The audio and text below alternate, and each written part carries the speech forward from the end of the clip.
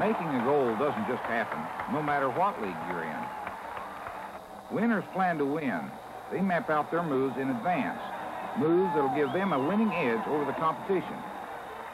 And like a lot of contractors, I'm not only one of the players, I'm the coach too. It's up to me to diagram all the plays. This is one of my best moves, inspecting what I own to see if I've got any repairs coming up. Sometimes I find something like this, a bucket that needs the teeth rotated, swapping the worn ones at the ends for the not-so-worn ones in the center. I'd a whole lot rather dig than rotate teeth, but it's better to rotate teeth than replace adapters at what they cost. I like to do inspections myself, but I've had these forms run off, so if I have someone working for me, he can check what I want checked. That way I know where I am on maintenance, and maintenance is a sign of the pro in the contracting game. You've got some packing on those sprockets. You better adjust your track before you start up. Well, I ran track this tight on the last job I had. Sealed and lubricated track? Track is track. No, sir. The proper amount of slack is more important on sealed and lubricated track. Well, adjusting it's just going to hold me up. I'd rather take the time now than later as downtime. All right.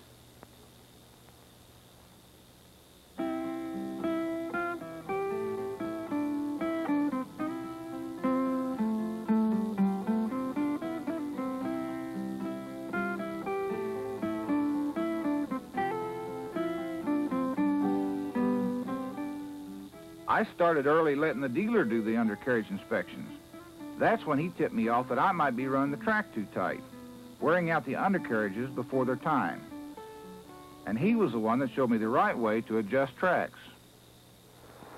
In the old days, I didn't have time to do a lot of maintenance, or so I thought when I first started out with a used machine, and not much idea of what it takes to be a winner. I just couldn't spare a minute for anything but running that tractor. Busy work, like keeping it clean. I could let that go, I thought. Lucky for me, I did take time to check the gauges. The day the water pump went out, I saw the water temperature go crazy, and I got on the phone right away. I was in big trouble, and I wanted to know why. And I found out. After the serviceman told me the right way to flush the water and the antifreeze out of my engine, he let me in on a little maintenance tip that was going to keep me from ever getting to that kind of fix again. Sure enough, right where he said it'd be, there was a drain to take care of the runoff from a bum water pump, a drain that would have kept the coolant out of my engine, and it was completely plugged. That episode could have ruined me. You know, there's that weed pole you have to keep clean, because these things cost a lot of money. As it was, I was only out the expense of flushing the engine and replacing the coolant, in addition to an exchange water pump. We're losing money sitting around. Oh, I really caught it from the prime contractor I was holding up, and I didn't make a dime while I was down. But maybe it was worth it. It did scare some sense into me. I guess I always knew that that dirt wasn't doing me any good, that it might be keeping the heat in the engine from dissipating the way it should, or it might be keeping me from spotting leaks or cracks. But not until I almost lost it all did I start cleaning up my act, start performing like a winner. I promised myself I was going to do certain things religiously, like wash my equipment down regularly and get started on an oil sampling program, if I could figure out a way to remind myself when to get them done. It's simple enough to block out things on a calendar to set up schedules. The lube and maintenance guide will tell you at what intervals, provided you can figure out the starting points. When was the last time I drained that crankcase? Seems like it was the last time it rained, but when was that? Unless you're smart enough to keep every detail in your head, you've got to start keeping records. The simpler the better, I say. Nobody wants to bother with paperwork.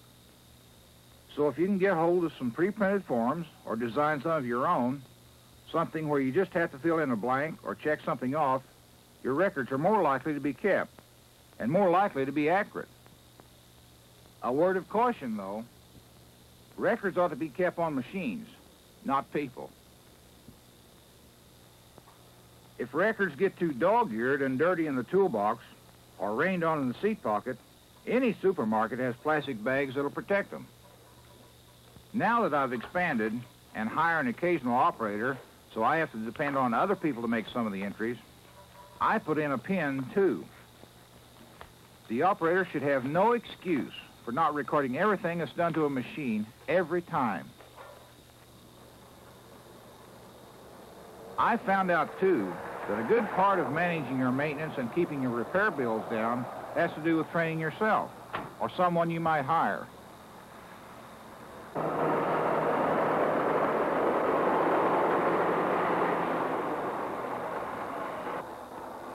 I like to see a man hustle, but gunning this thing in reverse is sure hard on the track. Oh, this old gal can go. Sure, go forward, but she's not designed to break any speed records in reverse. See the way this track operates. Another thing, people are more likely to do it your way, the right way, if they operate the same machine all the time. They get the feeling, this here's my baby. And when they feel that way, getting them one over your system is simpler. And I'm a great one for keeping things simple. When I schedule an oil change, I make up a sticker, not saying when the last oil change was, but giving the service meter reading for when the next one is due. Just make sure the meter is always working. Then, all an operator has to do is match numbers, not remember dates or add or subtract anything. Simple. Where complications creep in is in getting things done that can't be tied to the service meter reading. Things like changing air filters.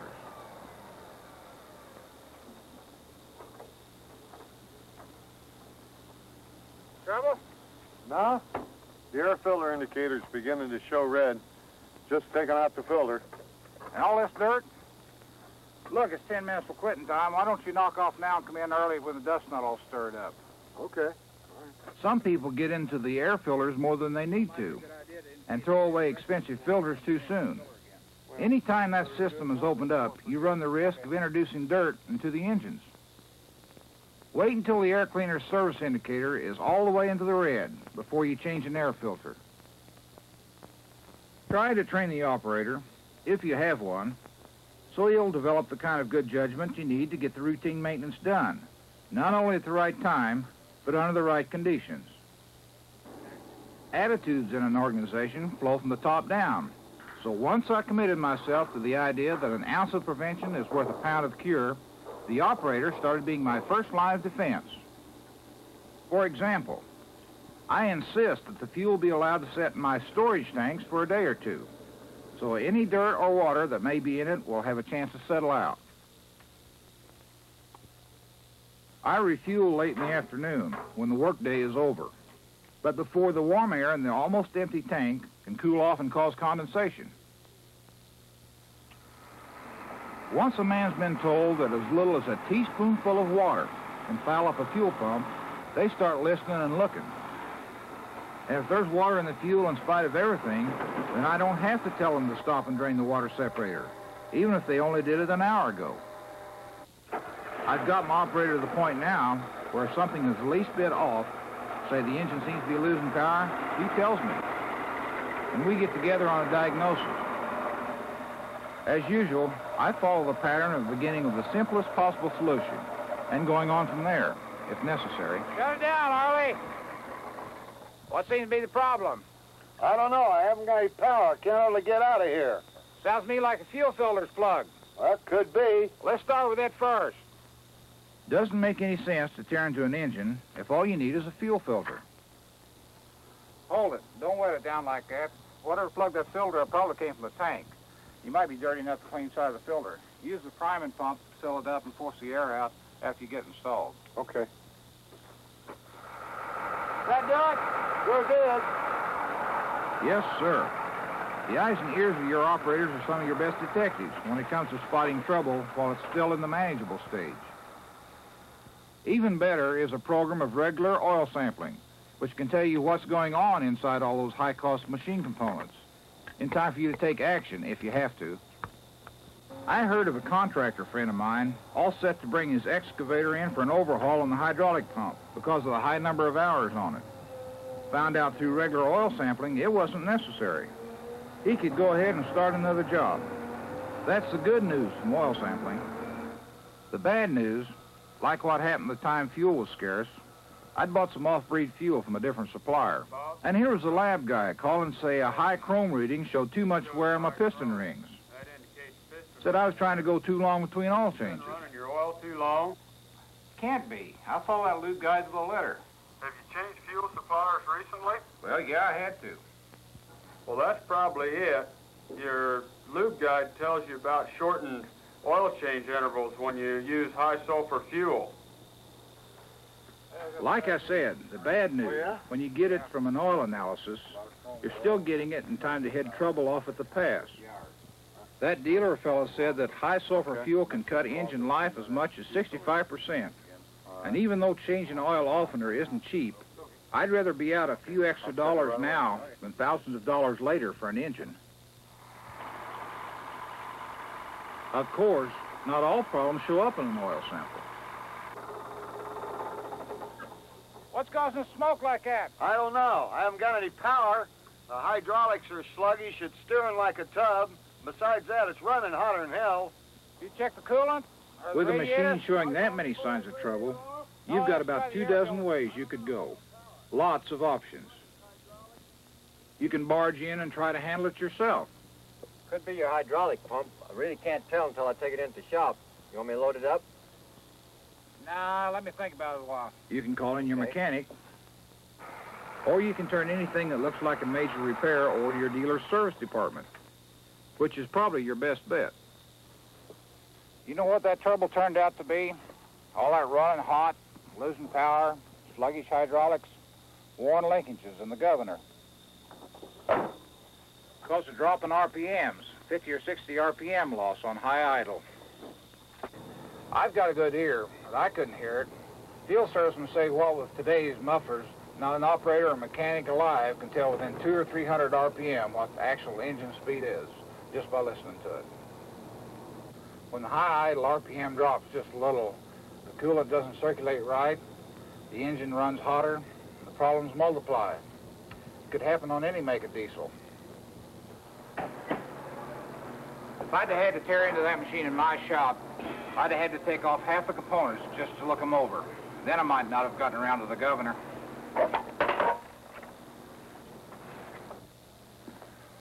I could have had all kinds of downtime and still had a piece of crippled equipment. That's why when I'm considering my options, I stick to the simple things. Routine maintenance, rotating bucket teeth, adjusting track, replacing hoses. I'll let the dealer diagnose anything that looks like it's going to be major. He's the expert on machine repair. I'm the expert on something else. Planning the winning moves and maintenance that I think help me outmaneuver the competition. There's a hell of a lot of paperwork involved, and I hate paperwork as much as the next guy. But my cost records show what maintenance and repairs generally run. That way I know how I ought to be pricing. Some guys claim they can only charge what the traffic will bear and cut their own throats when they're bidding. I've found the people I work for would rather accept a reasonable bid because they know I'm not likely to hold up the works with breakdowns. My records are a guide to setting up schedules.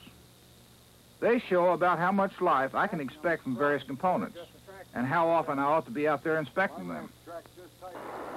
They show where one machine may be taking more of a beating than another, and where I may be falling down in training.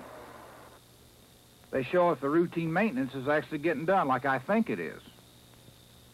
And they help me make an intelligent comparison of my options when it's time to repair, whether it'd be cheaper to do it myself and use a dealer's parts exchange, or have my dealer do the whole thing. Training, scheduling, inspection, routine maintenance, and repairs, they all depend on how well you do your record keeping. For all us contractors, that's the key to managing maintenance, record keeping. You do help me make some of my goals, and incidentally, help provide for some of the things that being a winner at this game pays for. Things like seeing how other winners keep ahead of their competition,